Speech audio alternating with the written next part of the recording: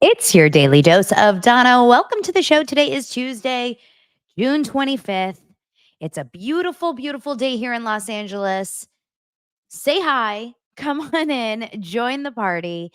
We have an interesting show. I have been spending today in rabbit hole land. We're going to have fun, but you may want to come down, get cozy, and come into conspiracy theory, rabbit hole world.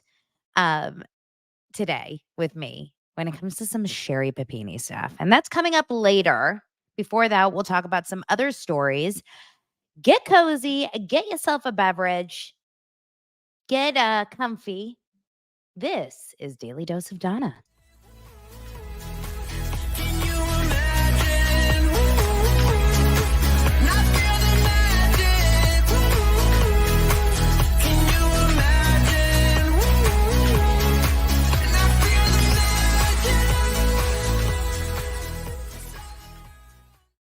I love when you guys file in the mornings here on YouTube and I get to see your comments. We've got Anne Marie in Spain.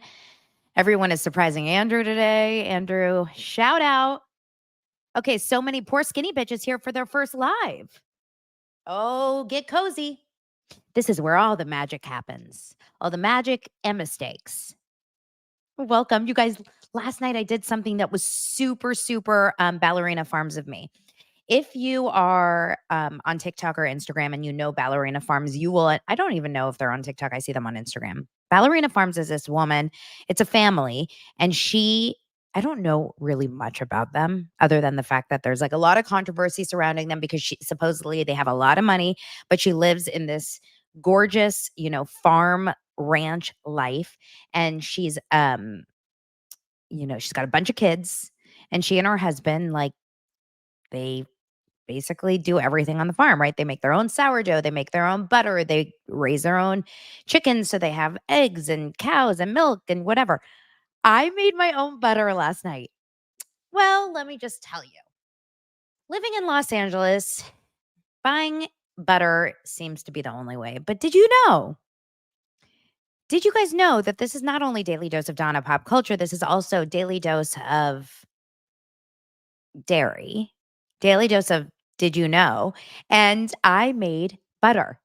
This is how easy it is, and it's phenomenal. And actually, I am eating butter by like it's probably not good, but I'm taking like a pat of butter and just eating it. Okay, this is how you do it. Ready? All of you want to be trad wives. All of you want to be, farmers, ranchers, living off your land. Listen up. This is what you do. You get a stand mixer, but you can do this in a blender. I learned a food processor, sorry, food processor. You can do this in a mason jar. You can do this so many different ways. I used a stand mixer, heavy cream. That's it. Heavy cream, one bottle of heavy cream. They said use 16 ounces. I, by mistake, used 32. So it took a little bit more time. You put on that whisk, not the whisk, the paddle attachment. It keeps going, and you're like, it's never going to work. Then it gets a little thicker. You're like, okay, it's starting to work. And then all of a sudden it gets kind of like, it gets really thick. And then before you know it, you have to have like a shield on it or a big towel because before you know it, it separates it immediately from the butter and the buttermilk starts separating and it splashes everywhere. So yes, I did have a little bit of a chaotic situation in my kitchen. You take the butter out, you squeeze out the buttermilk, then you rinse it under water until the water runs clear. You put it on, I put it on some saran wrap, sprinkled it with flaky sea salt, wrapped it up, and you guys, butter. So in case of a zombie apocalypse, come to my house if you want some fresh butter on your bread. All right, you guys, this feels very COVID coded. You know what I mean? Like it feels very much 2020, making sourdough, making butter. Valerie says, remember the Salt Lake City housewives making butter. Yes, I do remember that. Remember Meredith was churning or shaking that mason jar for about 8 months. I think if you do it that way, it takes forever because it took like 10, 15 minutes just in the stand mixer and that thing goes. It was really fun. So that's my life. In fact, I did a lot yesterday, but I can't really get into it. Some of it is a little personal stuff, but I did watch Love Island last night. I'm not going to tell you guys what's happening unless you really want to do a Love Island episode once a week. You can tell me in the comments if you're watching. I'm so obsessed. I am so obsessed with this show. But because this is my first season watching Love Island, I have a simple question for all of you. Is it normal that the entire house, villa, whatever, the fact that they get it so emotional over people leaving? So obviously, as you know, these shows, the way that they work, it's similar to Perfect Match in the sense that at some point, when are single on the island in the villa, you kind of eventually get dumped. So like Ariana comes in there and everyone's like, oh no, why is Ariana here? Oh no. And she announces like this is a dumping ceremony essentially. And the way that everyone cried, and I'm not going to say who went home, but I've never seen anything like it. I felt like I was watching like a story of a death. Hysteria, crying for 30 minutes. I mean, they've known each other 2 weeks. Less in some cases. It's so insane. Okay, Danny says, I'm watching and recapping. Yes, they tend to get emotional, but not to this extent and so early on. I mean, listen, we've all had our summer camp crushes. And I think if you know that feeling, like when you go to summer camp, you meet someone and 3 days later, you know everything about them. You're obsessed with them. Like you can't imagine life without them. That's how summer camp works. Like that's how those kind of relationships work.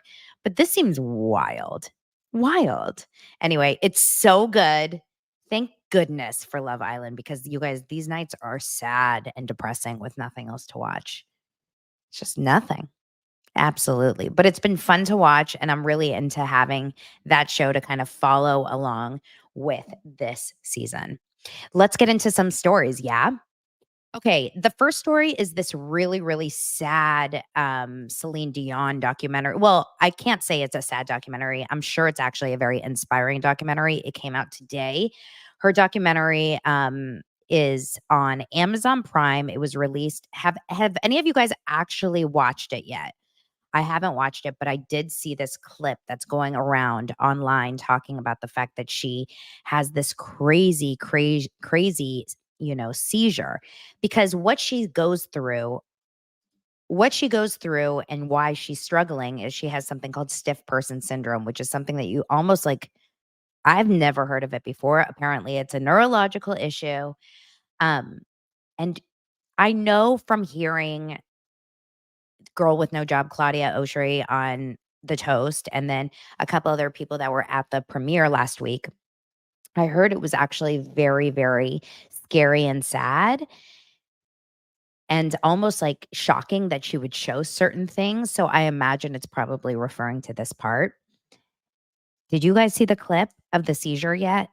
So I don't know exactly how it got caused. I think apparently she was singing and like rehearsing, and it was almost too much for her brain and the stimulation of the brain, and that's what caused this basic seizure. But the best way I can describe this scene is, do you know that feeling when you like seize up? Like I've never had like a full body situation like this, but I've had cramps, right? Think about like muscle cramps. Think about Charlie horses. Okay. That pain in your foot or in your calf. You know, when your foot kind of cramps up and like your toes are separated and they're stuck there and you like don't know what to do about it because it's so painful, but you're almost scared to move and fix it. So you just kind of like need to start massaging it. I imagine that that is like what she is going through, but it's head to toe and she's stuck, and even her face gets so intense, like, I guess it kinda moves through her body, and at this one point and she has 2 doctors around her, and they're filming it, but she's on what seems like a chiropractic massage table, and they put her body to the side, and they put a pillow under her head, and she's talking a little bit at the beginning, but then towards the end of the seizure, I guess it's a 10-minute long seizure, at the end of it, she has no ability to speak, and her face is, like, frozen in a really, really, like, awful way, so you know that this is not in any way. Like, she's completely out of control over her body, frozen. And the only way that they know, this is the craziest part, is that she's stuck essentially. And the doctor holds on to her hand and he's like, squeeze my hand. And she's able to kind of like squeeze. And so even though her face looks like she is frozen and like not there, I mean, her eyes are open, she's still there and she's hearing them and and she's squeezing. That scene on its own made me cry. Just the scene on, the Daily Mail clip or Page 6 or whatever. Um, it's so scary. Seeing anyone in a seizure is incredibly scary. Michelle says, I grew up with an epileptic sibling. It can be scary. I'll never forget when I was in college. I was actually at Santa Barbara City College for 2 years before I went to UC Santa Barbara. And this is a crazy story, actually, because I took a class. I don't remember if it was anthropology or I can't remember what kind of class. And Paul Walker, the actor from Fast and Furious who passed away, was in the class with me. It was wild. We were like, why is Paul Walker in our class? But he sat next to me and not like intentionally. It wasn't like we were chatting. He just happened to sit next to me at a desk. And the person behind him suffered a crazy epileptic seizure. And I'd never seen anything like it in person because I don't know anyone that has epilepsy. And thank God, people in the class knew what to do, and the teacher came over and ran over there and put, a pencil, I believe, in his mouth, or I can't remember exactly, and just carefully took care of the person's head. So scary. So it's like shocking to see someone's body so out of control. Anyway, for anyone that deals with that on a regular basis with loved ones or yourself, like, my prayers are with you. But this is a really scary feeling. And for Celine Dion to shed some light on something that is not very common, stiff person syndrome. I mean, I don't know the numbers or the statistics, but it sounds to me like it's pretty rare and it's very scary. So I'm going to be watching that. I don't know when I'll watch it. Lance gets back today. Lance is on a flight right now. He's almost home. So I don't know if we'll be able to watch it tonight, but I can't imagine. Ooh, Danielle, I'm coming back. I mean, Michelle, I'm coming back to that story. I'm dying. I can't imagine that this is actually um oh wow, this is so interesting. I can't imagine that Lance is going to want to come home and watch the Celine Dion documentary. But I will tell you, myself, I am such a Celine Dion fan. I saw her twice at Caesar's Palace in Las Vegas with my mom one time, and then another time I can't remember who. I cried the entire time. I'm obsessed. All right, this is breaking news. Danielle Olivera is no longer going to be on Summer House. Yes, yes, your prayers have been answered. This is very interesting. Let's look at it together. Thank you, Michelle, for sharing this live on the show. According to her Instagram, Danielle, well, how do we know she's not going to? Oh, here we go. I'm seeing this for the first time with you guys. She posted, hello, my sweet loves. I wanted to share that I've come to the heartbreaking decision that because I'm a founder and a CEO, I'm not going to, just kidding. She didn't say that. I've come to the heartbreaking decision to not return as a full-time cast member on the upcoming season of Summer House. Obviously, this decision didn't come without a tremendous amount of thought. Ultimately, I just need to trust my gut. If I can't put 100% of myself into filming genuinely and authentically, it really doesn't feel right doing it in a full-time capacity. The network production, my cast, and especially all of you deserve that.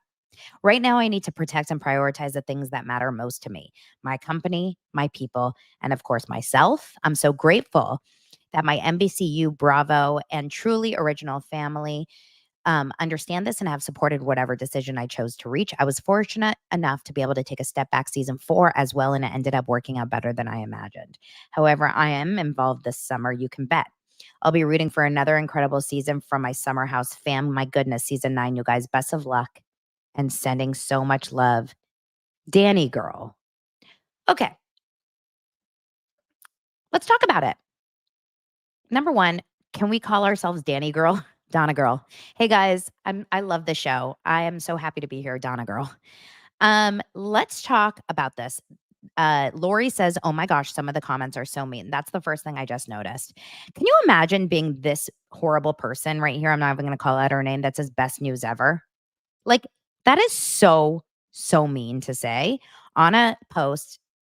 This is the craziest thing about online stuff is like, fine, feel whatever you want, talk about it on your podcast, talk about it on your own Instagram stories, but to comment on their post and say, like, I'm happy you're leaving, it's so mean.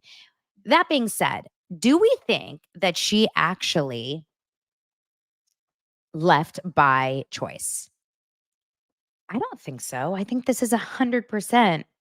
She was either given a choice to either come back as half a half um time member, like a part-time cast member, like a friend of, or maybe they said, "Okay, we can have you back full time, but we can't offer you a certain amount of money."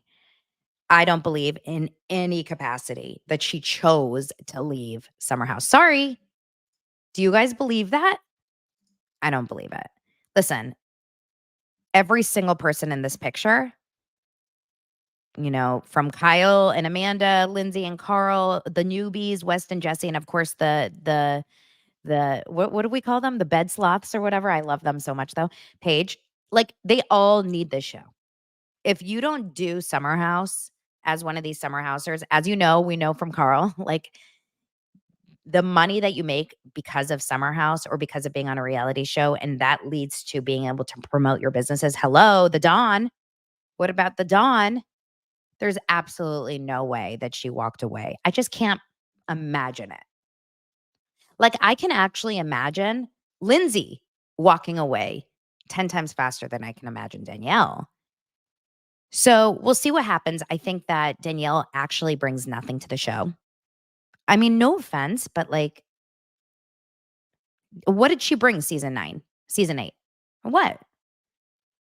She really didn't. Like, she actually just brought a little like frustrating moments. I think that like for the story, it just didn't make any sense. I wonder if anyone else is now coming back. But you know what? Listen, she can focus on the Dawn. She can focus on being a CEO, founder. She's a lot going on. Good for her. The Bed Rotters. I hate that name though. Bed Rotters. Did you guys notice how much less Paige was in bed this season? And how much more she was like out and about and how much better the season was because of that? I guarantee you Bravo was like, come on, get out of bed, babe. Get out of bed. Well, that's an interesting update. Thank you so much for letting me know the breaking news. You guys, daily dose of breaking news. All right. Mark says something that's very important. This is something we have never thought about, you guys. We really need to worry about this. Joe the Balloon guy's future is also in question. I mean, how are they going to provide decorations this season? I hope Joe the Balloon guy chooses Summer House over Danielle. We'll see what happens. Should we move on to the next story? That means, but you know what that means? That means that we're really coming close to when they're shooting Summer House. And I am so, so, so praying. Okay. From me to the Bravo gods, you guys, everyone, let's come together. Let's hold hands, close your eyes, and start saying this out loud. I hope more than anything in the entire world, I hope that Summer House doesn't go the way of Vanderpump Rules by overexposing themselves on social media this summer while they're filming. I don't want to know the story. I don't want to know what happens. I want to be just as obsessed and surprised as I was this season. I'm happy to get TikToks of you doing like lip syncs or food tastings like when they did the chamoy pickle. Like I want all of the fun stuff. I don't want to know anything because post Scandival VPR was ruined with all of the social media leaks. So this is a good person to pray to. Pray to Father Andy. Andy Cohen was actually on his own show today or at some point this week, and he talked about the fact that he's gotten a lot of crap about the way he handled the Summer House reunion. And I'm really glad he did because we all felt that he was completely, off on that. He went down the wrong tree. He barked down the wrong mullet. You know what I mean? Kyle can do no wrong for Father Andy. But let's hope that this is the summer. I don't want to hope for the separation of Kyle and Amanda. I really don't, because I want them to be happy. But I really think they'll be happier without each other. So I really hope Amanda steps it up this season and talks back to the mullet, the the person that had the mullet. I'm really not into Kyle. Like, I think Kyle, okay, let's play a new F, Marry, kill. Okay. Kyle, let's do a crossover. Kyle Cook, Polly from Real Housewives of New Jersey, and let's throw Bill Ayden in there. Bill Ayden, Kyle Cook, and Polly from Jersey. All right. Good luck with that. We'll be working on that in my brains. I think I'm going to end up marrying Polly, because at least Polly has so much money. Well, so does Bill Ayden. Can't with Bill. You guys, let's get into Jersey. Over the weekend, not over the weekend, on Sunday night, we saw the episode of Jersey where, uh, Danielle and Jen got into that brawl. And of course I spoke about it, pretty heavily yesterday. So today, I'm just writing for timestamps. You guys always want timestamps, so I'm trying to keep note of when I'm talking about it. So today we talked about yesterday, like, what is going to happen with Jen and Danielle. And one of you guys, Michelle, said that if you remember a few seasons ago, Jen Ayden is like she has violent tendencies. She broke a bottle or a glass and used it almost as a threatening weapon towards Melissa, almost like a shiv. And it was pretty intense to watch and kind of crazy to think that it was just kind of moved on past that. And then of course in this season she did get physical in this episode. I personally am not vibing with Jen Ayden. It's been a while since I have vibed with Jen Ayden, but I really don't feel like I'm vibing with her in this case whatsoever, because I think she was in the wrong. I don't think Danielle deserved that kind of treatment. I don't think she deserved to get pushed, and I don't think she deserved to get attacked and kind of thrown under the bus in the way that Jen went after her. I do believe Jen is very manipulative. I do believe she's very calculated. I believe this whole thing is she lives and breathes Jersey, and she's all about, from what we've seen, connecting with people on the outside, trying to get stories, to make the certain people look bad. I just think it's very conniving. It's obvious to me that she's very manipulative, and she's very, she's scheming and producing big time from the top to the bottom. Okay, Stephanie says Zach from, Zach, no, Unfiltered with Zach Peters, listed all of her violent moments today. It was crazy. Yeah, I mean, she's a violent person. She's just unhinged, and she's a little bit of a loose cannon. So Danielle posted on her, and I'm team Danielle. No question from this situation. There's no question. But Danielle posted on her Instagram this picture with this caption. Now, the picture is kind of cheesy, I'm not going to lie. But the caption says this, quote, "It's really hard for me to say that I'll miss her all that much. But as they say on Broadway, the show must go on." And then she tagged Countess Luann. So she used a quote from Countess Luann, which to me is just the best, full circle moment. Then she says, "For a year, we sat back in silence as the lies spread like wildfire. Hit after hit, lie after lie. But we held on to our truth, and we knew our day was coming. The lies are always loud. The truth is always silent. Silence is powerful. Violence is never the answer. However, in all fairness, I did say the last person you want to mess with is me." She added 18 E's like our kids do on texts.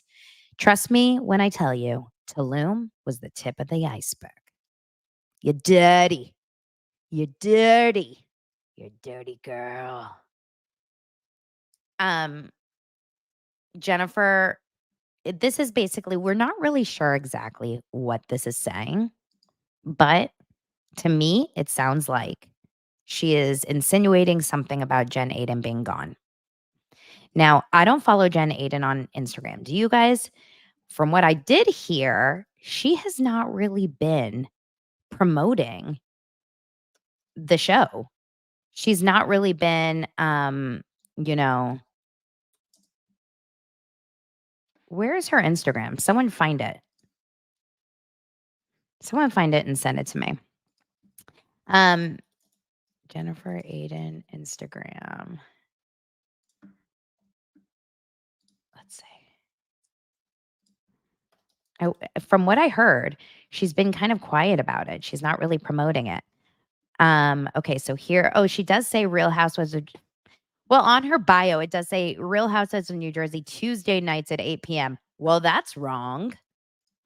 That's really weird. Why would she say that?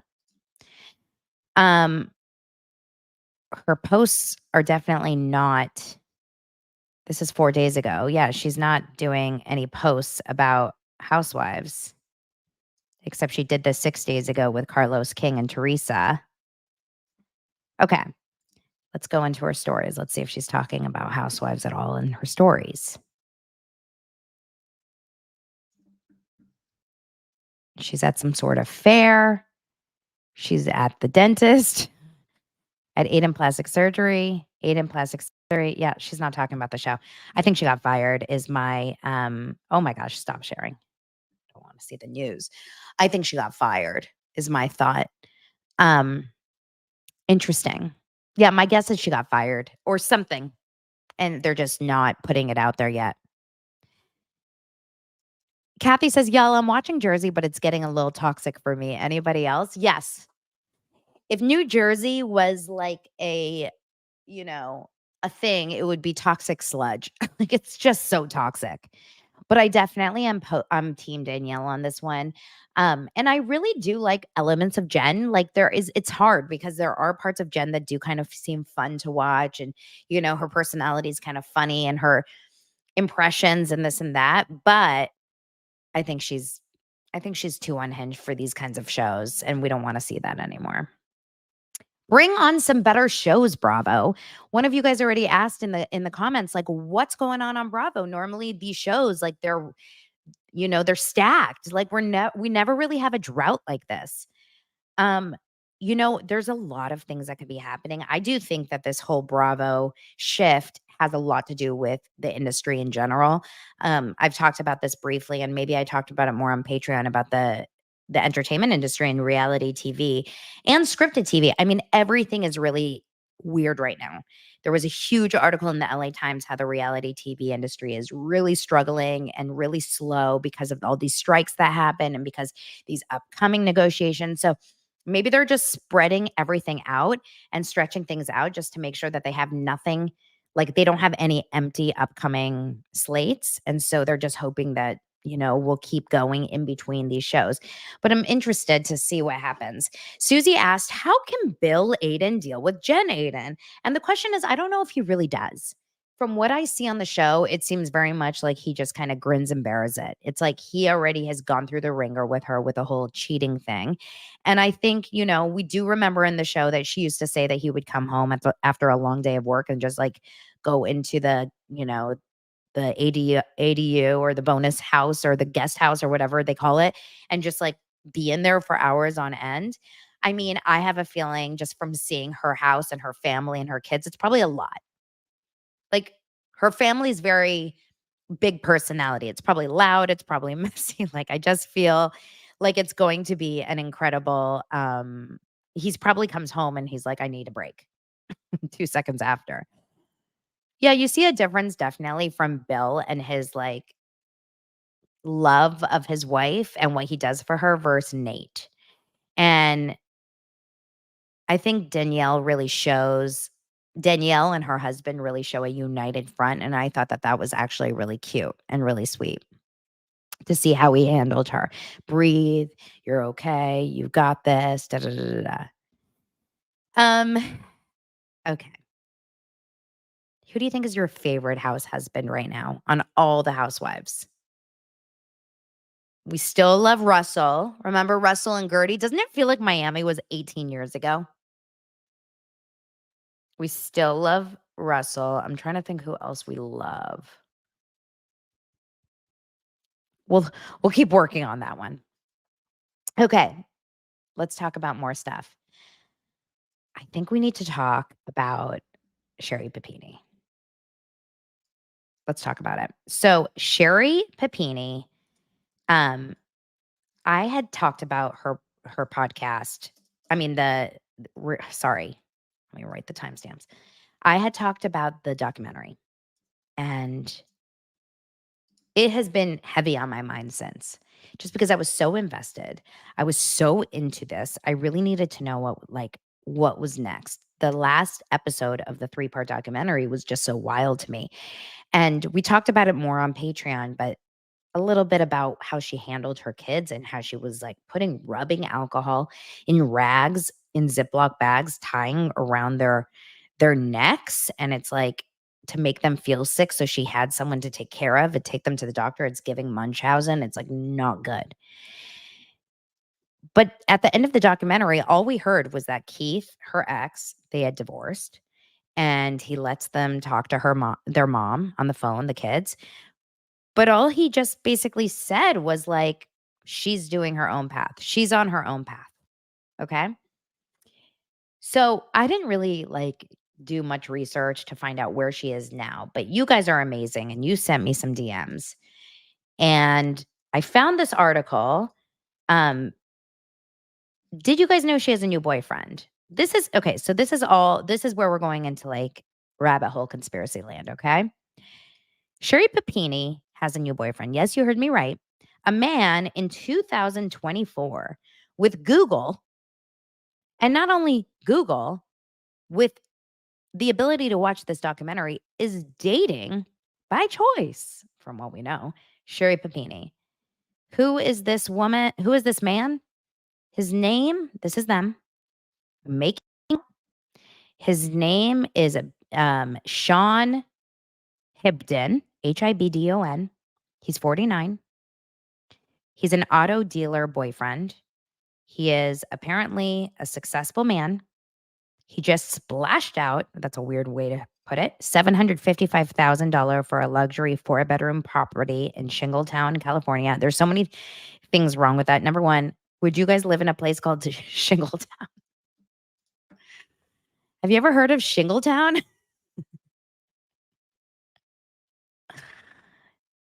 I live in Measlesville. Where do you guys live? In Chicken Pox Place, Shingletown. Okay, Shingletown. $755,000 in a 4-bedroom home is actually a great price here in California. Like, that seems really good. It says the California mom who faked her own abduction has been enjoying a secret romance with a secretly widowed businessman who has splashed out. Da, da, da, da. Oh, he bought the home for her to live in. We found there's pictures here of them kissing, following an amorous encounter in the backseat of her white Jeep SUV in a Starbucks parking lot in Orland, California on Monday. Like, what do you mean? And they're having sex in the car? What is going on? Seedy makeup session came shortly after she appeared in court professing to be the perfect mother while fighting for increased access to the 2 children she abandoned. I cannot believe it. Can you imagine that he is hooking up with her? That he's dating her? Ew, you guys. I can't. Okay. I'm just reading about the fact that they had this secret. She clearly got her boobs done too, by the way. I'm just going to say that from these pictures. All right. So that's part of the story. But what's really wild, the wildest part of this story is this. One of you guys sent me an article talking about the fact that there's some weird stuff going on with Sean's wife who has passed away. Yes, Sean's wife, Brittany Higdon, died in 2021 after just 4 days. sorry, 4 days after asking him to get a divorce. Someone tell me that's not a little weird. Now, one of you guys sent me this, said, look this up, and it's called Justice for Britney. And if you Google Justice for Britney, the first thing that comes up, you would think it would be, you know, Britney Spears, but no, it's Justice for Britney Hibden. This is a website. Britney Hibden is Sherri Papini's current boyfriend's wife who passed away. Let's read this stuff together because I was just really in this. Okay. Justice for Britney Hibden. Beautiful woman. It said that here is what's going on. She died 4 days after telling her husband she's filing for divorce. She had symptoms for less than 3 days before death. She was feeling sick, and now her husband is dating Sherri Papini. Want to know more? Let's hear about this. On Thursday, September 16th, 2021, Britney told her husband that was her final decision. She was done. She was filing for divorce. This has been confirmed with multiple insiders. Late afternoon on September 18th, 2 days before her death, she wasn't feeling great and left work earlier than usual. The day before her death, that's September 19th, 2021, she began exhibiting some symptoms. That evening, her husband canceled the nanny from arriving for her regular shift in the morning. On the day of her death, she was home alone with her children. Her health was deteriorating quickly. Multiple calls were made from the home to the husband's cell, then to the dealership's landline when he wasn't picking up. That night, shortly after midnight, Britney died. 911 was called when she stopped breathing. Britney Hibden had friends nationwide, traveled frequently, and was a mover and shaker in the male-dominated auto sales world. Then he quickly moved on to Sherri Papini. Okay, true story with a bizarre twist in how they go together. Sherri Papini is now dating Britney's widower. The relationship has been confirmed to date back to May of 2022. A staff member from a therapy group informed us that the owner of the group arranged for the two to meet. We're currently delving deeper into this. So this feels a little bit sketchy. And you want to know something that's so crazy is as I'm sharing this with you, I just remembered I have some people that I know from like the Clubhouse world. You guys remember that app Clubhouse, who were very heavily in the auto dealer world. And they all were like talking about Britney Hibden's death when she died. That's why it's so familiar to me because I remember going down the Facebook land being like, how did she die? She was so young and so beautiful. And she's this young mom. So now all of a sudden I'm figuring this out. I'm like, oh my gosh, I know people that knew her. I should talk to them. Not Clubhouse. Susie says, look into number 1, poisoning, and number 2, life insurance. There is something up. The Reddit threads, there's a whole Reddit thread saying justice for Britney. If you guys really want to go down the deep, path. But it says on the Reddit thread, it says, help spread the word that a real investigation is needed for Britney Hibden now, over 2 years past due. So basically they're just saying like that she never got an autopsy. Something happened. Something is going on. And meanwhile, Sherri Papini is, I don't know. It seems a little crazy. Okay, now what's really the trickiest part here is that Suzanne Papini is an MFT. And Suzanne is related to Sherri Papini. Is it her sister? Suzanne Papini, is Keith Papini's sister. And Suzanne was the Hibden's marriage therapist before she decided to call it quits. Something is up.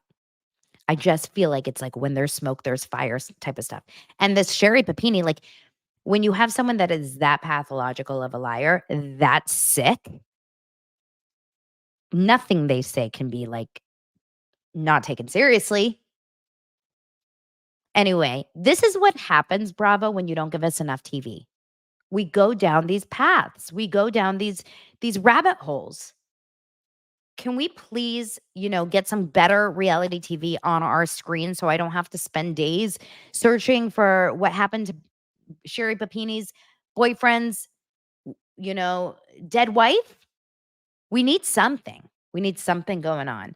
Anyway, this is a really interesting story developing. How anyone could ever date Sherri Papini is shocking. Um, We will get into all of this and more tomorrow. If you guys have any tips about any of this stuff, make sure to let me know.